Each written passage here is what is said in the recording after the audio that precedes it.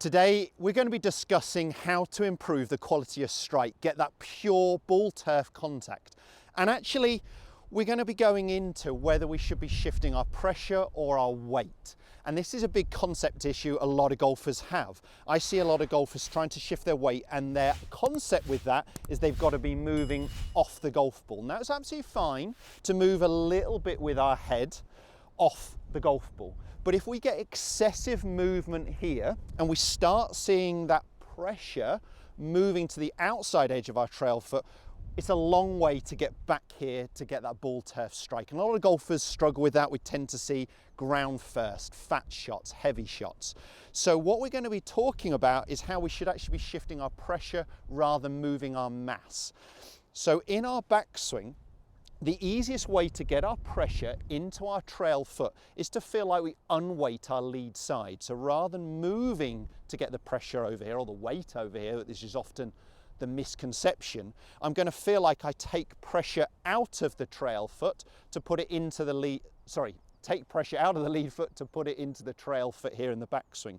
And it's important that the pressure is felt through the inside edge of my trail foot and an inside edge of my trail thigh, that it's not rolling to the outside edge of the foot. So I want to feel like I take pressure from here to move to here. Now you'll see as I do that, there's not a lot of lateral movement with my head on and off the golf ball. So it's fine to get some, but I feel like I'm unweighting this foot. Now when I unweight this foot, it's absolutely fine for this lead heel to lift a little bit. And this is what we're going to be doing in the exercise. I simply want you to cut a tennis ball. Now you could actually off the turf just put a golf ball down and squash that under the heel. If you're on the driving range, I'd definitely recommend having something like this instead. This is going to sit underneath my lead foot, underneath my lead heel. And I'm simply going to feel like I take pressure off that heel as I turn in the backswing. Okay? And I want my maximum amount of pressure on my trail foot to be when I'm at about 3/4 the way back. So when my lead arm gets to parallel to the ground is when I want to be about 80% loaded over here into my trail foot. So I'm simply going to start with a shot, feeling that, taking pressure away from my lead foot to feel it into that trail side.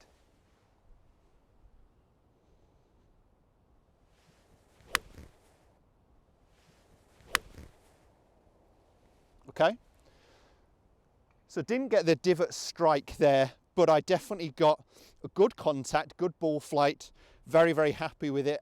And more importantly, as a drill, I really felt like I took pressure away from this foot.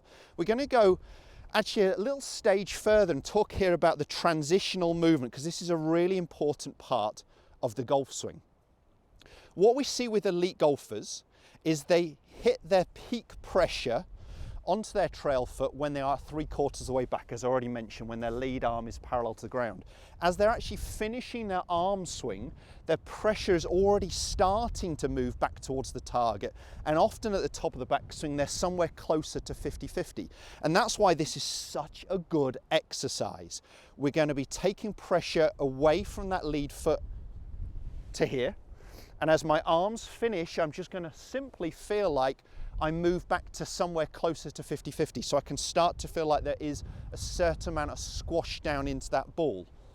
So that's my peak onto that trail side. As my arms finish and my pressure's starting to move back towards the target. Now, we actually want to then, in the downswing, squash, squash, squash, squash, squash as much as we can. We really wanted impact somewhere close to 80% onto our lead side by the time we're getting into impact. So let's just feel that for a second. I'm going to unweight that lead foot, feel it into my trail side. As my arms finish, start to get my pressure back to about 50-50 and just continue that movement into my lead foot on the downswing. That's the one I really want. Ball, crisp contact, ball turf strike. And this is such an amazing drill to feel that shift of pressure rather than moving your mass. There's just one final thing I want to touch on. So the final thing we're going to be talking about here, very, very simple. I've talked about in the downswing how we're squashing and squashing and squashing. Now, often what we see with elite golfers as they start their downswing is their spine angle is actually moving down towards the ground. They're increasing their tilt this way. Whereas with so many amateur golfers, we see this movement, don't we? With this movement, I'm not really applying pressure down into that lead foot. But golfers worry from here that they're going to be hitting the ground a long way behind the golf ball, big divots, big angle of attack on the way down. So what elite golfers are actually doing so well is they're hitting their peak, and their pressure is actually, although it's on that lead foot, is starting to then move up. So all we're going to really be focusing on is a feeling of finishing tall. So I'm going to be applying that pressure to the ball. I'm not going to take pressure from that foot, but I'm going to be moving upwards into the strike, into impact. My feel here is finish high, finish tall. So take pressure from that lead foot, apply it to that trail side. Now in the start of the downswing, keep squashing, squashing, squashing. Just make sure I finish tall.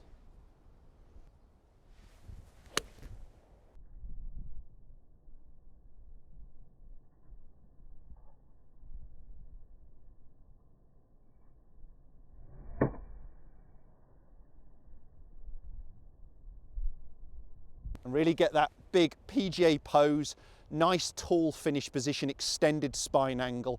I know if you can start getting the better concept here, shifting pressure rather than mass, give that simple exercise a go. It's going to improve your quality of strike no end. Make sure you subscribe to my channel for more videos just like this.